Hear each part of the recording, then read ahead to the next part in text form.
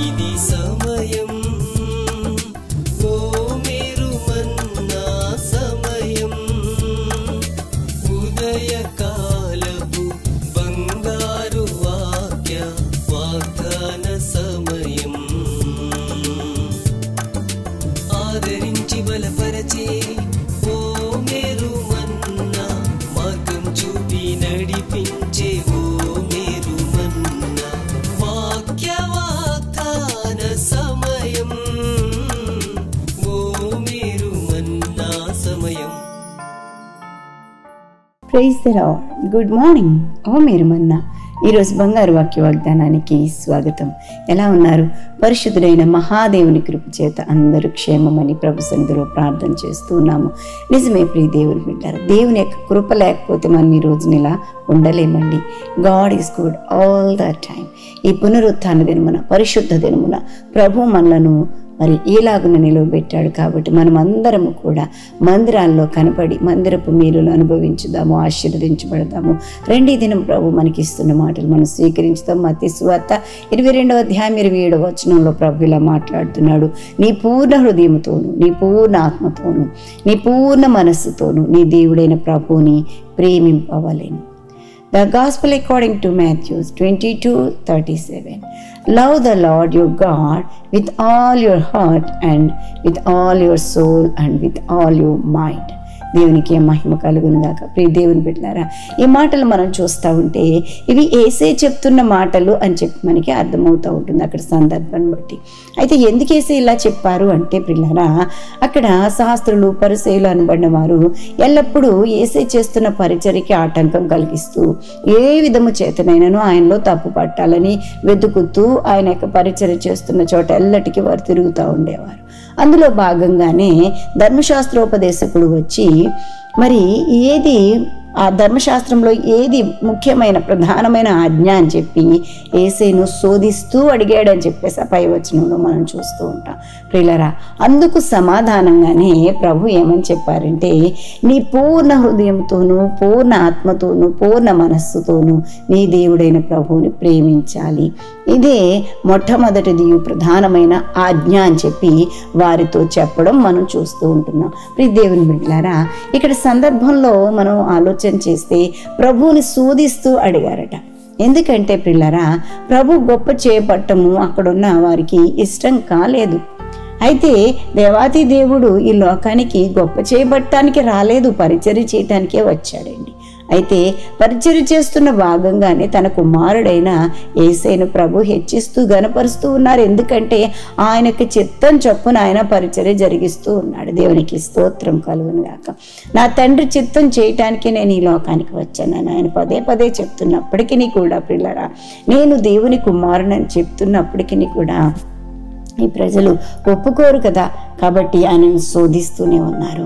అయితే వారికి బుద్ధి చెప్పడానికి మరి యేసయ్య మీ పూర్ణ హృదయంతో, పూర్ణాత్మతో, పూర్ణ మనస్సుతో మీ దేవుడైన యెహోవాను ప్రేమించాలి అని చెప్పి ఇది మొట్టమొదటిది ప్రధానమైన ఆజ్ఞ అని చెప్పారు. పిల్లరా, మరి మందిరాలకు వెళుతున్నాము, ప్రభు సన్నిధిలో ఉంటున్నాము, ప్రధానమైన పనులు ఎన్నో చేస్తూ ఉన్నాము, ప్రభుకి ఇష్టమైన ప్రీతికరమైన సేవ చేయాలని ఆశపడుతూ ఉన్నాము. అదే సమయంలో ప్రభుని ఎలా ప్రేమిస్తూ ఉన్నామని మనల్ని మనం ప్రశ్నించుకోవాలి. ప్రభుని ప్రేమిస్తున్నామంటే వాక్యానుసారంగా నడుచుకుంటున్నామని అర్థమండి. వాక్యంలో ప్రభు మనతో ఏం చెప్పాడో, ప్రజలతో ఎలా ఉండాలో, ప్రభుతో ఎలా ఉండాలో, మరి మనకు సేవ చేస్తున్న వారితో ఎట్లా ఉండాలో, అలాగున మనము ఉన్నప్పుడే ఆయనకు సేవ చేస్తున్నాము అనే భావన, ఆయన సన్నిధిలో పరిచర్య చేస్తున్నామనే భావన ఉంటుంది. అలాగనే ప్రభువును ప్రేమిస్తున్నామని అర్థమవుతుందండి. ప్రభువును ప్రేమించే ప్రతి ఒక్కరూ కూడా ఇతరులను కూడా అదే ప్రేమతో ప్రేమించగలుగుతామండి. దేవునికి స్తోత్రం కలుగును గాక. ఎప్పుడూ కూడా మరి ఇతరుల యొక్క క్షేమాన్ని కోరుకుంటూ ఉంటాం. మరి ఈ రోజున మందిరాలకు వెళ్తున్న మీరు ప్రేమ సమాధానం కలిగి ప్రభు సన్నిధిలో కనపడటానికి ఇష్టపడండి.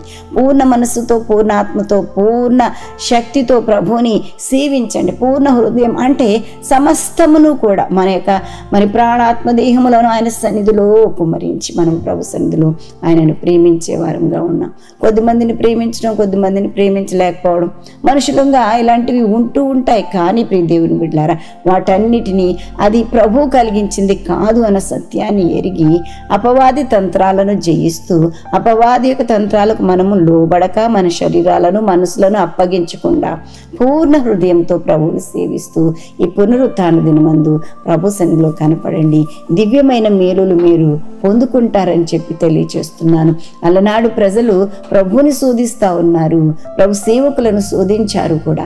పరిశుద్ధ లేఖనం అంతా మనం చూస్తున్నాం, వారిని హింసించారు కూడా.